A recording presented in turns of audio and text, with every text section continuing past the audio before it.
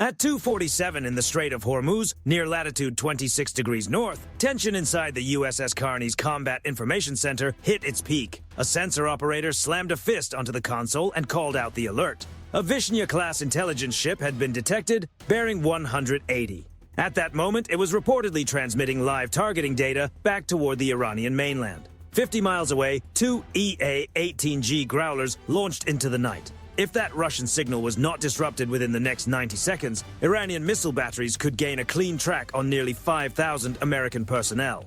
The tactical action officer had only 11 seconds to decide. One missed call and a $13 billion carrier strike group could be exposed to a massive coordinated attack. That is how the 12-minute countdown began. The Russian Vishnya-class surveillance ship, the Viktor Leonov, was positioned like a patient hunter just 12 miles off Iran's coast. For several days, it had reportedly served as a digital relay point. Iranian systems were being heavily suppressed by U.S. electronic warfare, but the Russians had found a workaround. They acted as a proxy radar network. Using passive sensors, the Leonov tracked the heat signatures and movement patterns of U.S. destroyers, then relayed that information through hardened high-frequency links to Iranian anti-ship missile sites concealed in the limestone terrain near Bandar Abbas. Then the radio call came through. Growlers, our feet dry. The two EA-18G aircraft cut straight into the electromagnetic fight. Their ALQ-218 jamming systems came alive. On board the Russian ship, the displays did not simply blur out. They began feeding false information. The American aircraft were not only jamming the uplink, they were taking control of it. They intercepted the Russian transmission and replaced it with a loop of fabricated telemetry. On Iranian screens, the U.S. fleet suddenly appeared to shift 50 miles south. What Moscow may have viewed as a clever way to expose the Fifth Fleet had just become a trap of its own making.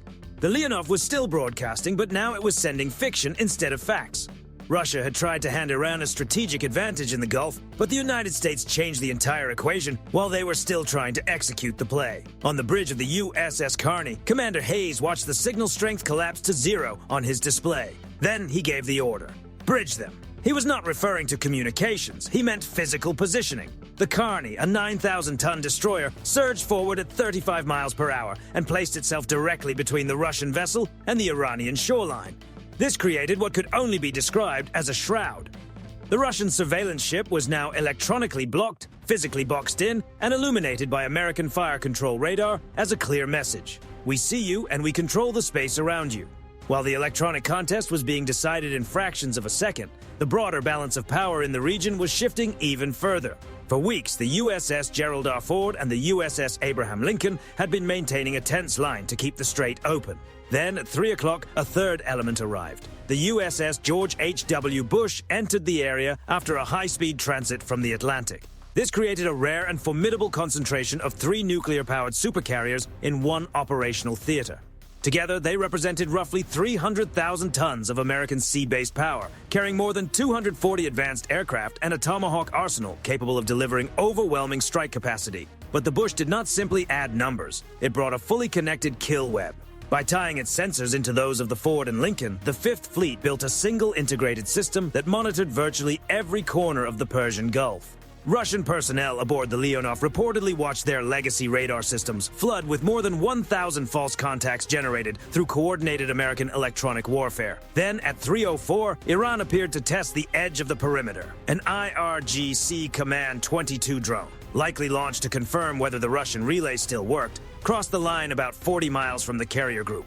There was no warning shot. The USS Carney launched an RIM-174 Standard Missile 6. The SM-6 is built for exactly this kind of engagement. It can strike high-altitude targets, low-flying threats, and even objects beyond the horizon using its own active radar guidance. The drone was eliminated at 25,000 feet so cleanly that the signature barely registered on hostile sensors. The arrival of the third carrier was no longer just symbolism. It marked a fully enforced exclusion zone. As U.S. naval forces pinned Russian and Iranian assets both physically and electronically, the Israeli Air Force appears to have seized the opening. This was the parallel coordination Moscow had not anticipated. Under the cover of the electronic blackout created by U.S. Growlers, Israeli F-35 I-Adir stealth fighters slipped into Iranian airspace. They were not operating blindly. They were receiving battlefield awareness from U.S. Navy E-2D Hawkeyes through Link 16. Their targets were 3 hardened missile-related facilities buried deep in the Zagros Mountains. These sites were not ordinary bases. According to the narrative, they were tied to Iran's next-generation hypersonic work, technology that Russia had allegedly transferred under the cover of civilian energy shipments. The U.S. Fifth Fleet made sure that neither Russian satellites nor Iranian radar could track the incoming package. American destroyers positioned themselves to generate a dense cloud of electronic clutter along the flight paths, creating a digital fog over the Zagros corridor. At 3:12, the Israeli jets released AGM-154 joint standoff weapons. These glide munitions are designed to strike from a distance of up to 60 miles, allowing aircraft to remain well outside the reach of many air defenses. Silent and precise, they rode the thin mountain air toward the targets. 3 locations, 3 direct hits. The weapons reportedly punched through reinforced ventilation shafts with pinpoint accuracy. The resulting secondary blast was so large they registered on regional seismographs as a 3.2 magnitude event. Any Russian technical advisors on site would have had almost no time to react. The coordination worked exactly as intended. The U.S. created the cover, and Israel delivered the blow. At that point, the commander of the Victor Leonov made one last move. He ordered a hard turn and pushed the ship toward the USS George H.W. Bush, apparently trying to get close enough to rely on older passive sensors less vulnerable to jamming. It was a familiar Cold War-style gamble, a test of nerve at sea, but he ran straight into something even more intimidating. The USS Florida, a U.S.-guided missile submarine, surfaced tactically just 200 yards off the Russian ship's port bow. A 560-foot dark hull emerging from the water at close range is not subtle. The Florida, an Ohio-class platform, carries 154 Tomahawk land attack missiles. Its sudden appearance was a psychological endgame. If the Russian crew had made any move that looked like escalation, the response options available to the submarine were obvious. To reinforce the point, 2 MH-60R Seahawk helicopters hovered just 50 feet above the Leonov's bridge, their rotor wash blasting corrosive sea spray across the ship's antenna systems. The message was unmistakable. This was no longer their move. The Leonov cut its engines and went dark. Russia's bold maneuver ended not with triumph, but with silence. Those 12 minutes were a textbook display of integrated military coordination. To preserve the blockade on Russian intelligence sharing and keep the Israeli strike hidden, the Fifth Fleet also used AGM-88 HARM missiles in a deterrent role.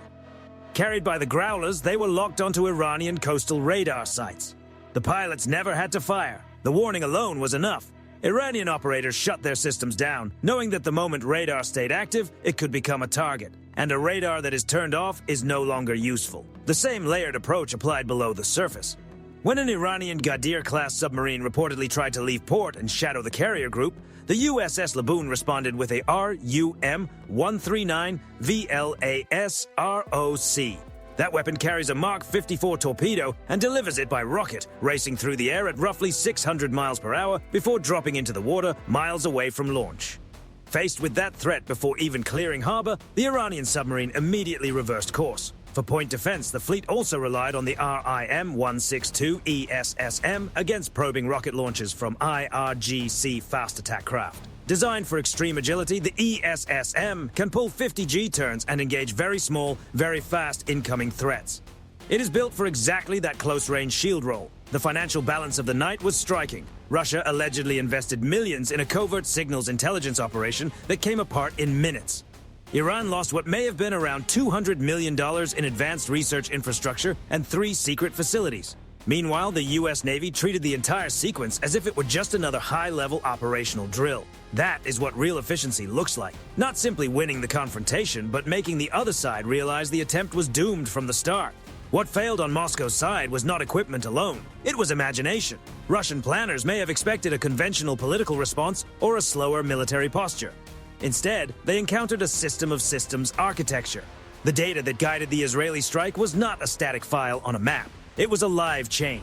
Information began hundreds of miles overhead with space-based assets, passed through airborne command and control platforms, flowed into naval networks in the Gulf, and ultimately guided standoff weapons into mountain targets. By linking the Ford, Lincoln, and Bush into one sensor ecosystem, the Fifth Fleet created a battlespace where the U.S. and Israel held total information advantage, while Russia and Iran operated under near-total blindness.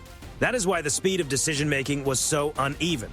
A U.S. tactical action officer aboard a destroyer can assign an SM-6 to a target in seconds. The Russian commander of the Leonov, by contrast, reportedly depended on a satellite link back to Moscow, even for major maneuver decisions.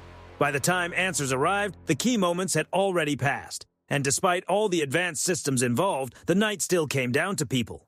The sailors of the Fifth Fleet did not hesitate.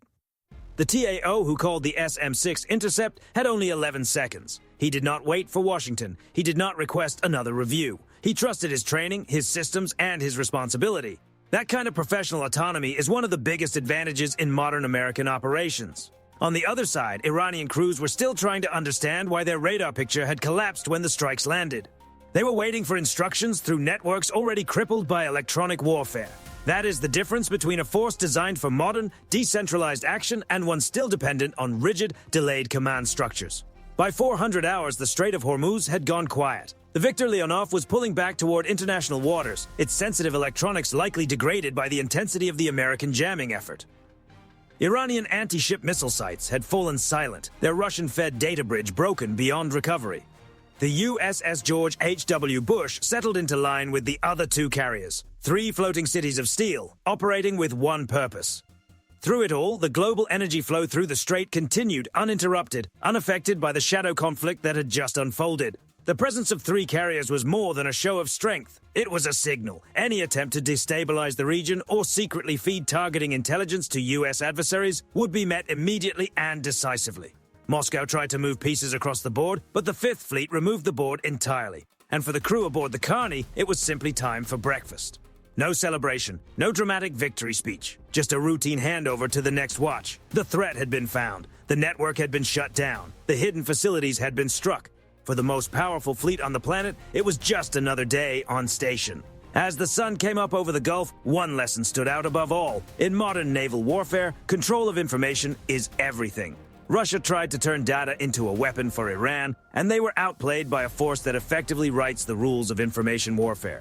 The U.S. Fifth Fleet did not come out ahead just because it had more weapons. It came out ahead because its weapons were smarter, faster, and connected to a battlefield picture the other side could neither match nor fully understand. By combining naval sensors, airborne command systems, allied intelligence, and space-based awareness, the U.S. and Israel created a battle space in which the outcome was decided before the opposing side fully understood the fight had begun. What stands out most in this 12-minute operation is not just the scale of force, but the speed, precision, and coordination behind it all.